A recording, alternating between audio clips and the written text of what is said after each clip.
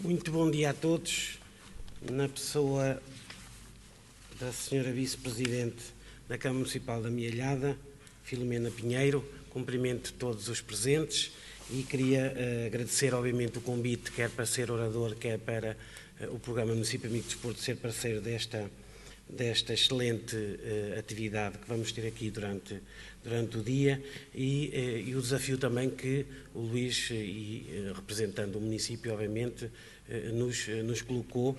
E eu queria devolver agora o desafio à Câmara Municipal da Amealhada e, na sequência das palavras da Sra. Vice-Presidente, que referiu que a intenção é afirmar-se cada vez mais como município do desporto, desafiar a que esta iniciativa tenha uma regularidade anual, por forma a que mais pessoas, mais temas abordem. O que é o mais importante é sabermos como é que várias intervenções devem ser feitas a favor da melhoria do desporto. Também, obviamente, que a Amealhada é conhecida pelos restaurantes e quem gostar de papas de abóbora também, obviamente, que gostará de vir cá todos os anos. Muito bem. Agora, passando para uma parte mais séria, é difícil em 15 minutos falar sobre uma realidade que é tão diferente por todo o país. Já vou dizer porquê, mas vocês conhecem. Muito melhor do que a minha intervenção está um capítulo de um livro que será editado em breve, realizado pelo Jorge Santos, da Câmara de Ourém, Madalena Casaca, da Câmara de Paredes, Mafalda Roriz, da Câmara da Maia, Manuel Azevedo, da Câmara da Chamusca e Pedro Carvalho, da Câmara Municipal de São João da Madeira, onde eles refletem num dos capítulos do livro sobre a organização do desporto municipal. Muito interessante a sua leitura enquanto coordenador editorial. De facto, é importante dois ou três pressupostos. O primeiro é que há excelentes trabalhos a serem desenvolvidos por imensos municípios portugueses que implementam de facto aquilo que está estatuído já há alguns anos esta parte na Lei de Base da Atividade Física, nomeadamente no âmbito do seu artigo 6º da promoção da atividade física, que incumbe também às autarquias, no artigo 7º relativo ao desenvolvimento do desporto e depois também nos artigos 8º relativo à política de infraestruturas desportivas e 9º na Carta Desportiva Nacional e menos, mas também no artigo 10º em relação à investigação e às publicações. Há excelentes boas práticas que importa partilhar. Quando eu falo só um conceito prévio, quando eu falo em desporto, estamos a falar numa acessão mais larga que envolve não só a parte do desporto federado, como também o exercício físico e a atividade física. Muitas das sugestões que vamos dar são recolhidas das boas práticas que nós temos acompanhado desde 2016 neste programa dos Municípios Amigos do Desporto. Aplicar-se-ão muito mais facilmente nuns contextos do que outros, ou em alguns casos aplicam-se ou podem ser aplicadas por câmaras municipais, ou noutros podem ser aplicadas, por exemplo, por comunidades intermunicipais, pelas áreas metropolitanas ou regiões autónomas. Depende muito da dimensão de cada um dos territórios. Isto porque nós estamos a falar de um país, como vocês sabem, que tem concelhos com populações muito dispares. Temos Lisboa com 545 mil habitantes, mas também, excetuando o Corvo, com 386, temos Barrancos e Lajes das Flores com 1.400 habitantes. Portanto, temos 120 municípios com menos de 10 mil habitantes e 187 com menos de 20 mil habitantes. Obviamente que vir cá falar sobre como é que o desporto pode ser, ou as autarquias podem ajudar a desenvolver o desporto com estas realidades completamente diferentes, torna-se muito difícil, ainda mais em 15 minutos.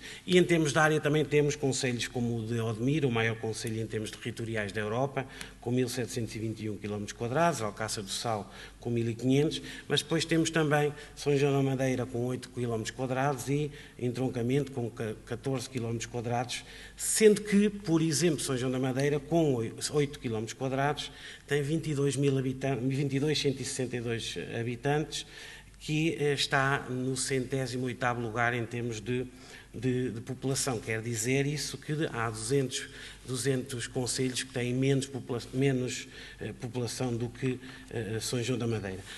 Podíamos ficar aqui, mas não temos muito tempo. A nível das freguesias temos também situações muito dispares, desde Barcelos, que já teve 90, tem 61 freguesias, Guimarães 48, mas também temos 6 concelhos só com uma freguesia. Portanto, as realidades são muito diferentes, são muito distintas, não há ninguém que possa dizer que há uma receita para todos estes municípios. Obviamente que alguns dos aspectos do como que nós vamos aqui falar se aplicam de uma forma nos municípios, de outra, ou então em sede das comunidades intermunicipais em territórios de baixa densidade ou nas áreas metropolitanas. Vai depender muito das características de cada uma dos locais. Um exemplo de como as autarquias começam a ter cada vez mais boas práticas é na constituição de gabinetes de apoio ao desporto, entendendo o desporto na acessão mais lata. E esses gabinetes podem ajudar. Quando eu digo as câmaras, algumas que já começam a ter, mas aquilo que em alguns casos que é desejável que venham a ter é, por exemplo, as comunidades intermunicipais que possam fazer esse trabalho. E nesses gabinetes de apoio ao associativismo desportivo, ao associativismo em geral, é importante que os clubes sejam apoiados, por exemplo, a redigir candidaturas, por exemplo, ao programa de Erasmus+, ou internamente no nosso país, no IPDJ, ao PRID, ao Programa de Desporto para Todos, ao Programa de Apoio a Ações de Formação, ao Programa Clube Top, à Bandeira de Ética no Desporto, a nível da formação de dirigentes e de agentes desportivos, na ajuda da realização de planos estratégicos para cada um dos clubes e, eventualmente, em alguns casos, ainda se pode passar na constituição de central de compras de artigos que todos os clubes possam precisar. E aqui, aproveitando o facto de estarem alunos, é a minha expectativa de que, neste momento, nenhum aluno de nenhuma licenciatura em Educação Física e, em especial, de Gestão do Desporto, saia da sua formação inicial sem saber realizar este tipo de candidaturas. Se isso acontecer, são os próprios alunos que são os clientes das universidades que devem exigir reestruturações nos programas das disciplinas, em especial nas licenciaturas em Gestão do Desporto, mas também nas de Educação Física, que nós sabemos que muitos dos licenciados em Educação Física poderão um dia constituir-se como elementos mais-valia para o desenvolvimento do desporto e, neste momento, em Portugal, dificilmente um clube terá muito sucesso se não conseguir desenvolver este tipo de candidaturas e de exemplos. Obviamente que a questão dos clubes é uma questão, como todos nós sabemos, muito de dimensão, de escala, mas é possível, por exemplo, através das autarquias ou das comunidades intermunicipais, que os clubes usufruam de serviços de psicólogos do desporto, de nutricionistas, de fisioterapeutas, de pessoal qualificado para avaliação e prescrição de exercício físico, de, por exemplo, fazerem parcerias com universidades para fazerem estudos de biomecânica, de fisiologia do esforço, que cada clube per si tem enorme dificuldade, a grande maior parte deles tem enorme dificuldade ou quase impossibilidade de aceder a esse tipo de serviços e que no âmbito de uma prestação de serviços organizada por uma Câmara Municipal ou por uma comunidade intermunicipal será este tipo de serviços serão postos à disposição dos clubes. E os clubes têm que crescer ganhando outro tipo de competências, muitas vezes pela sua dimensão não as conseguem ter internamente, mas com a ajuda destes dois níveis autárquicos, pensamos que podem ser criadas mais-valias para o desenvolvimento desportivo. Outra área que os municípios, as autarquias podem ajudar a nível da melhoria da comunicação participação, quer online, quer offline, dos clubes, a elaboração de propostas de patrocínios, ajudar, porque as autarquias têm pessoal de várias, não só os que trabalham na área do desporto, mas de áreas diferentes que podem, eventualmente, constituir esse gabinete de apoio ao desenvolvimento desportivo e ajudar os clubes naquilo que pretendem. Obviamente que temos que falar aqui só, dar uma pincelada em 2 ou 3 aspectos. A questão do apoio financeiro é fundamental.